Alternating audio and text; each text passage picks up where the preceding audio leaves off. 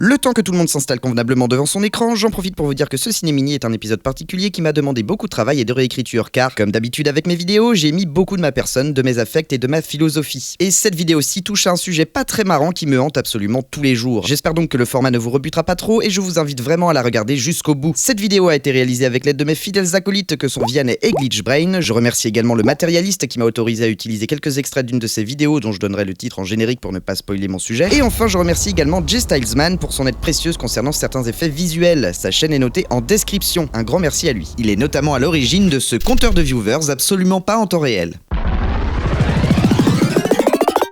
Ça y est? Vous êtes tous là? Bon, et ben... on est parti.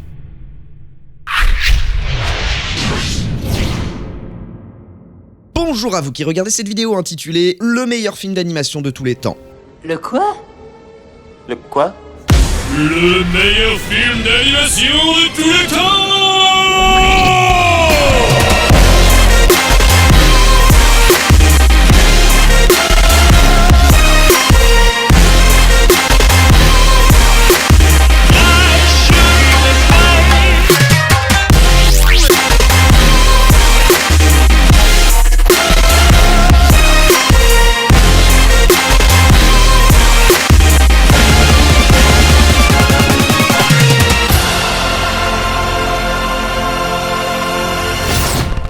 Alors, derrière ce titre putaclic, vous vous doutez bien que je n'ai pas la prétention de vous dire quel est effectivement le meilleur film d'animation de tous les temps. Non mais attendez, franchement, cette considération n'a bien sûr pas lieu d'être, car chacun met ce qu'il souhaite sur le piédestal de son cœur. Oh, bravo! Bravo! Alors, pour moi, le meilleur film d'animation n'est pas un dessin animé, même si j'ai un immense respect pour l'intense boulot que représente l'animation image par image de personnages dessinés. C'est la fête, c'est la fête, service garanti impec. Comme beaucoup de petits enfants, j'ai grandi avec Disney. Je ne compte d'ailleurs plus les fois où j'ai maté La Petite Sirène, Pinocchio, Aladdin, Le Roi Lion ou encore Basile le détective privé, dont l'intro m'avait d'ailleurs terrifié, petit babtou fragile que j'étais.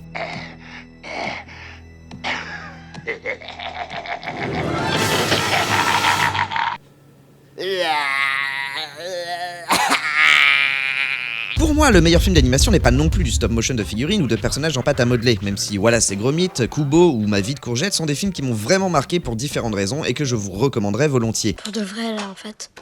Son père, il a tué sa mère. Parce qu'elle aimait un autre type. Puis, il s'est suicidé. C'est la fête, c'est la fête, c'est la fête. Pour moi, le meilleur film d'animation ne se trouve pas de l'autre côté du globe. J'ai découvert l'animation japonaise assez tardivement et j'avoue que beaucoup de codes de la culture nippone m'échappent régulièrement lorsque je vois un film des studios Ghibli ou d'un de leurs compatriotes. Pompoko, Paprika, Princesse Mononoke sont autant d'animés qui commencent par P. Ces animés sont autant de merveilles qui me font voyager mais dont je n'arrive pourtant pas toujours à saisir le sens profond, ce qui m'empêche de les apprécier pleinement pour le coup. Pour moi, le meilleur film d'animation se trouve donc être américain, daté de la fin des années 2000 et tout en images de synthèse. Alors... pourquoi Tempête de boulettes géantes est le meilleur film d'animation de tous les temps? Bien, pour les quelques curieux qui sont restés, c'est quoi Tempête de boulettes géantes? Tempête de boulettes géantes ou... Cloudy with the chains of Meatball. en VO ou encore... Il pleut des hamburgers. en québécois est un film de... Phil Lord Et- Chris Miller. sorti en 2009 et produit par... Sony Pictures Animation. à qui on doit par exemple l'adaptation des... ou encore l'adaptation de... Pierre Lapin. Ok, stop, c'est lourd là.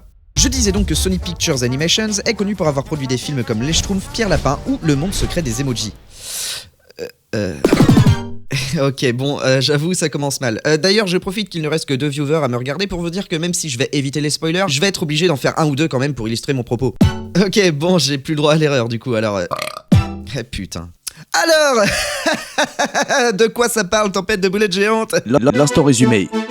Le héros de ce film s'appelle Flint. Il est le jeune inventeur farfelu de la petite île de Swallow en château. Un jour, Flint invente une machine capable de convertir l'eau de l'atmosphère en nourriture. Tout type de nourriture. Une pizza? Ouais. Une purée maison? Ouais. Des petits pois? Oui, c'est de la nourriture. Un steak? Ouais. Des pommes? Mhm. En compote? Ouais. Un club bacon salade? Il me semble avoir dit n'importe quelle nourriture. Désormais, les habitants de Swallow en château peuvent se nourrir de tout ce qu'ils veulent quand bon leur semble. Flint Devient donc du jour au lendemain la personnalité la plus célèbre de l'île. Mais le maire Shelbourne, C'est moi, le maire. un homme politique égoïste et ambitieux, compte bien tirer profit de la machine de Flint, à n'importe quel prix. C'était l'instant résumé.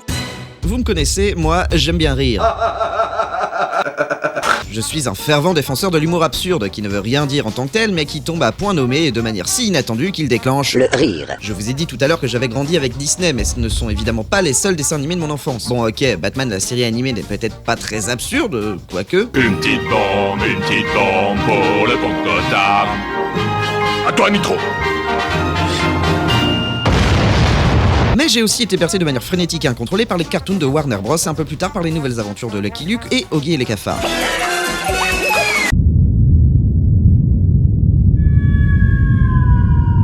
Ouais, bercé trop près du mur par toutes ces conneries, ça explique pas mal de choses me concernant. Bref, là où je veux en venir, c'est que la saison 2 de Zig et Charcot, c'est vraiment la meilleure série animée du monde. Ah non, pardon, là où je voulais vraiment en venir, c'est que Tempête de boulettes géantes est bourré d'humour absurde et cartoonesque, identifiable rien qu'au son utilisé, ou au style d'animation rapide, exagéré, proche du jump cut. Cet effet de style de montage qui coupe littéralement quelques secondes d'un plan. De faire, Tempête de boulettes géantes profite à fond d'un humour qui joue habilement sur leur rythme. Rechargement du bloc énergétique.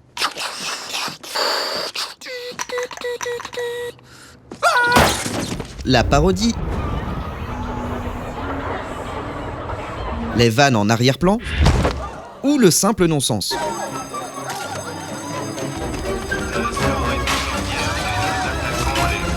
On peut aussi assister à une très bonne utilisation des running gags, comme ce mec qu'on voit partout.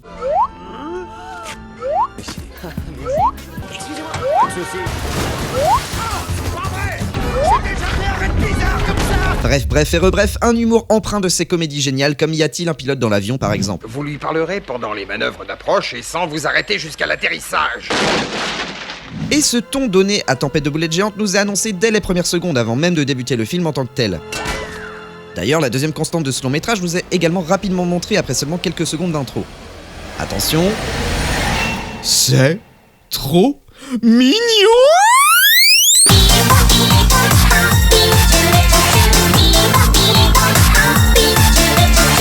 Les designs de Tempête de boulettes géantes sont tellement adorables que mon petit cœur de guimauve fond à chaque fois que je regarde ce film. Non mais sérieux quoi, regardez-moi ses yeux! Et tout le monde sait que... Les yeux, c'est le reflet de l'âme. Et du coup, et de façon très paradoxale, de par la mignonité de l'univers de l'animation, Tempête de boulettes géantes peut se permettre une certaine dose de trash qui passe nickel pour les gamins, mais qui, si on y réfléchit 2 minutes, est assez cradingue. Voire plutôt glauque. Ouais, franchement, tu changes la bande-son et un peu l'étalonnage, c'est tout de suite moins rigolo.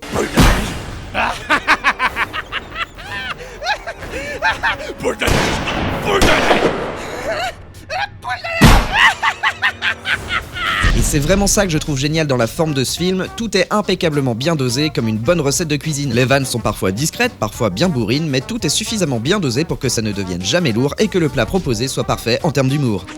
L'humour que j'aime. Oui, parce que bon, si vous êtes de ce genre-là, ce film risque de vous en toucher une sans faire bouger l'autre. Ah, j'en profite pour vous dire ici que je n'ai vu Tempête de boulettes géantes qu'en VF, tout simplement parce que, reliquat de mon enfance oblige, je regarde le plus souvent les films d'animation en français. Et l'adaptation française de Tempête de boulettes géantes est vraiment excellente. Les comédiens, au-delà d'avoir des voix très agréables à écouter, sont vraiment à fond et s'éclatent bien comme il faut. C'est exact. En tout cas, Tempête de boulettes géantes est certes un long métrage qui va à 200 à l'heure, mais si on prend le temps de ralentir et d'observer ce qui s'y passe, on peut y voir plusieurs thèmes intelligemment mis en valeur par le biais des personnages. Alors, parlons des personnages justement. Oh, superbe transition. L'histoire nous embarque donc aux côtés de Flint et son père, accompagné de... Il y a aussi Sam, la journaliste ambitieuse et complexée, Brent, la grande gueule idole de sa ville, et le maire, C'est moi le maire. l'homme politique qui cherche à remplir sa fonction d'homme politique, à savoir se faire élire grâce à un culte de la personnalité pour avoir toujours plus de pouvoir. C'est moi le maire. Tous ces personnages gravitent et évoluent autour du même thème, la recherche de reconnaissance. Et pour illustrer mon propos, il est temps de ressortir un vieux jingle. Et quel jingle! Spoil, spoil, spoil, spoil, spoil, spoil, spoil, spoil, spoil, C'est l'heure du spoil, si ça spoil le film. Avance ton curseur jusqu'à 11 minutes et 9 secondes.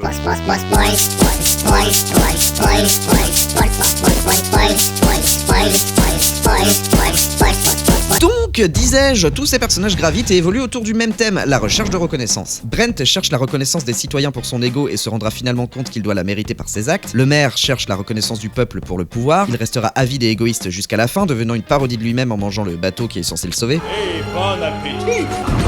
Flint, lui, cherche la reconnaissance du monde pour ce qu'il fait, mais il se rendra compte que la plus belle des reconnaissances, celle qu'il cherchait vraiment, était celle de son père.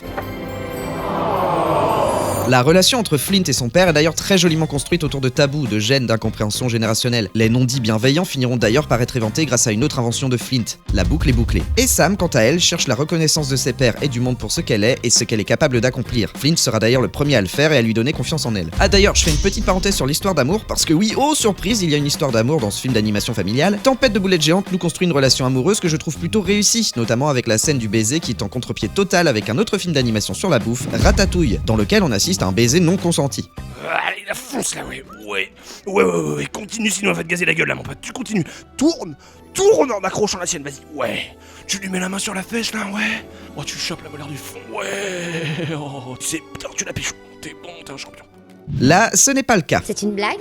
Je me disais juste... Non. Ok. Nous assistons au début d'une relation entre deux marginaux qui se cherchent et finissent par se trouver. Une jolie histoire en miroir dans laquelle chaque partie enrichit l'autre et lui apporte un équilibre. C'est beau. Ceci n'est pas du sponsoring.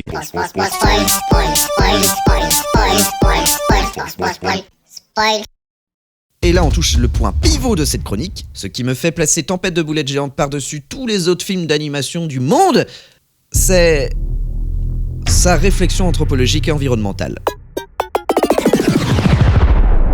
Eh ouais, des os, pas des os, mais Tempête de boulettes géantes est pour moi une des meilleures allégories de l'humanité telle qu'elle se développe actuellement. Et voilà pourquoi.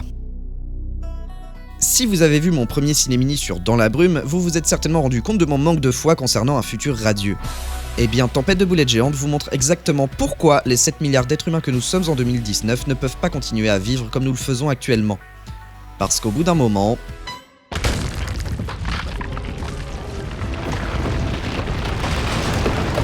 Au début du film, Swallow en château est un monde gris, triste, dans lequel les citoyens sont obligés de se nourrir de la seule ressource que produit l'île, des sardines. Puis un jour, un inventeur de génie utilise ses connaissances scientifiques et permet aux habitants de Swallow en château d'importer de la nourriture jusqu'ici peu accessible. Pour eux, ce phénomène tient presque du miracle, de la magie. Et en fait, je me demandais si tu pouvais faire pleuvoir quelque chose de spécial. Mais cette importation de nourriture se fait depuis et au détriment de l'atmosphère. C'est pas naturel. Alors, on est d'accord, hein, le progrès c'est essentiel. Hein.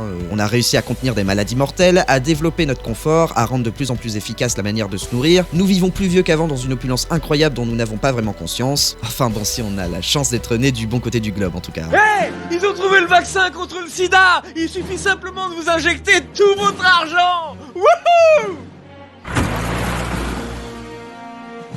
Parce que voilà, le fait est que l'humanité ne profite pas dans son ensemble de ce progrès et que, pire, nous prenons pour acquis des avancées technologiques qui ont pourtant un coût faramineux pour la planète et dont nous nous servons de manière abusive. Il n'y a qu'à voir les quantités astronomiques de nourriture que l'on gaspille chaque jour. Mais comme on le dit à Swallow en château... Loi des yeux, loi du cœur. Les habitants de l'île demandent tout et n'importe quoi, tout ce qui leur passe par la tête parce que c'est soudainement possible, parce qu'ils ne pensent pas aux conséquences, parce qu'ils ne savent pas comment ça marche. Et il en est de même pour le maire qui représente le corps politique de notre société. Quand Flint lui explique que se servir ainsi de sa machine peut conduire le monde à la catastrophe, sa réponse est claire. Voilà ce que j'en retiens. Bla bla bla. Science, science, science. Eh oui, on se sert de nos avancées technologiques sans les comprendre, on se complaît dans notre génie scientifique. Vous avez peut-être déjà entendu parler de ce chiffre hallucinant sur la quantité d'eau qu'il faut pour créer 1 kilo de viande, parce qu'il faut nourrir l'animal, le nettoyer, le conditionner, le transporter, etc. De l'eau pour créer de la bouffe.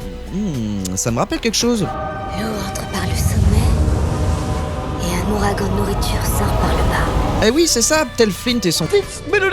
Nous utilisons des quantités d'eau gargantuesques pour créer de la bouffe.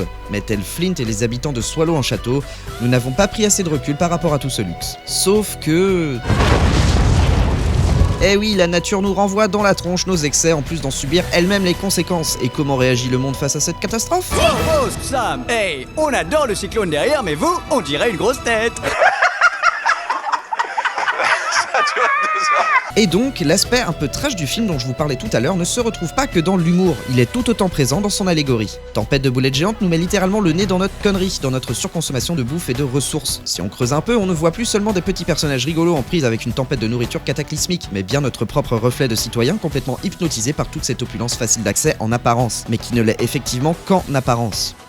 Je vous rassure, cette critique de Tempête de boulettes géantes n'a pas pour but de faire la leçon à qui que ce soit. D'ailleurs, je suis moi-même pas la personne la plus éco-responsable de la planète. Et en plus de ça, une grande majorité d'entre vous est déjà convaincue du problème. Mais nombreux sont ceux qui ne voient la fin de notre civilisation que comme un vilain croque-mitaine ou comme quelque chose qui n'arrivera pas de leur vivant. Parce que oui, si vous avez mon âge, ça arrivera de notre vivant. Ou pire encore, certains continuent de penser que c'est un processus qu'il est toujours possible d'arrêter. Une fois démesuré dans la science, qui les pousse à croire que le progrès va finir par arranger les choses. Et parce qu'il est compliqué de parler de l'effondrement de notre société sans paraître ridicule ou fataliste et que ceux qui sont convaincus du contraire vont me prendre pour un rigolo quoi qu'il arrive, autant y aller à fond avec musique qui fait peur et tout le bordel.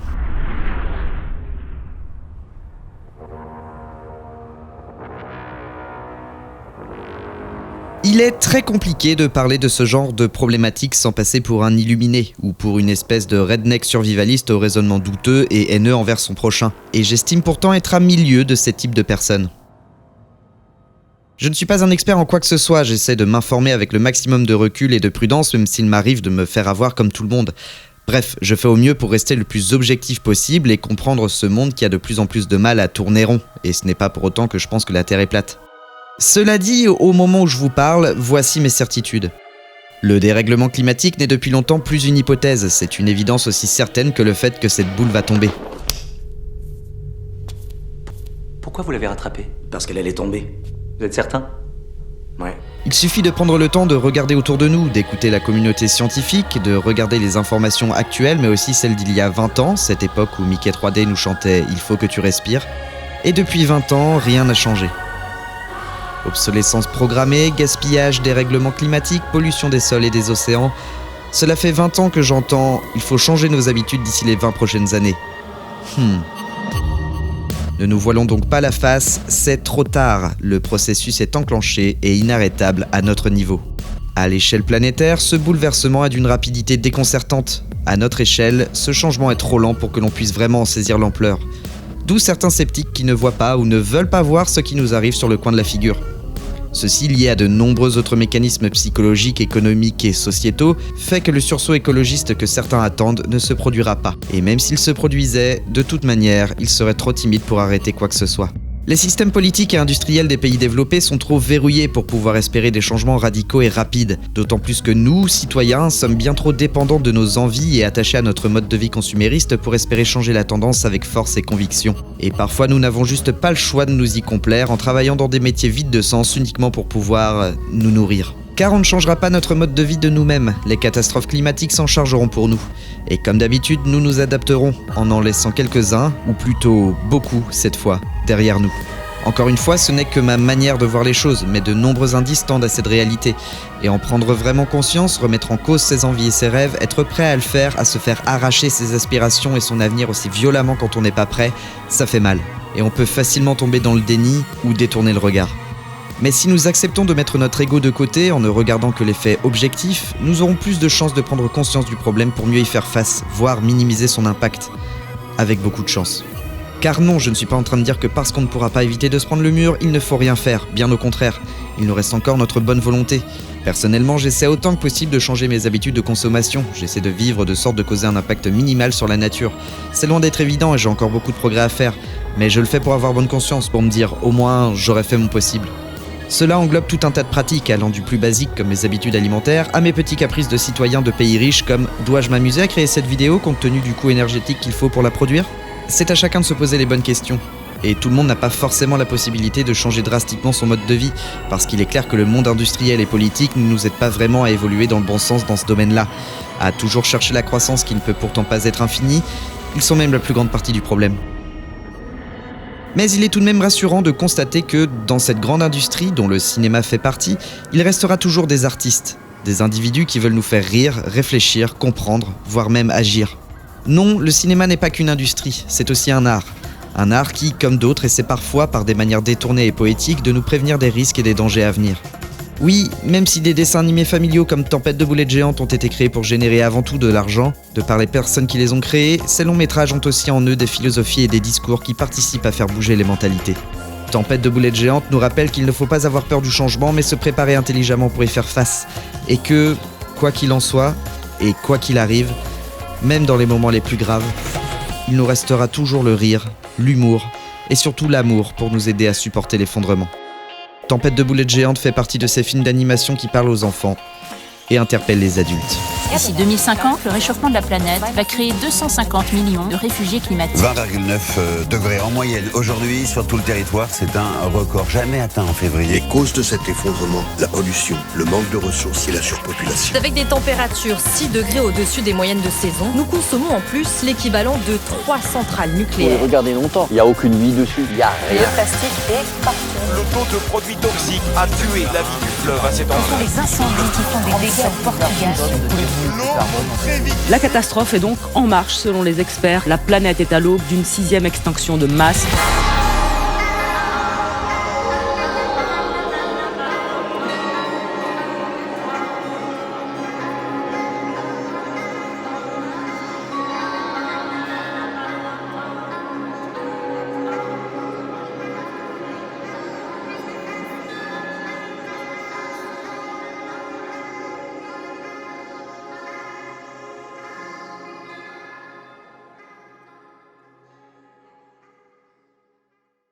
Oh, pour info, sachez que j'ai terminé la première mouture du script de cet épisode avant que ne sorte le film d'animation Spider-Man Into the Spider-Verse, ou New Generation en français. Eh bien, il se trouve qu'un des scénaristes de ce film n'est autre que Phil Lord, et que Chris Miller l'a également accompagné en tant que producteur délégué. Et ces deux compères ont également bossé sur le film Lego. Bref, tout ça pour vous dire que Phil Lord et Chris Miller ont participé à la création des 3 meilleurs films d'animation de tous les temps. A très vite pour un nouveau Ciné Mini.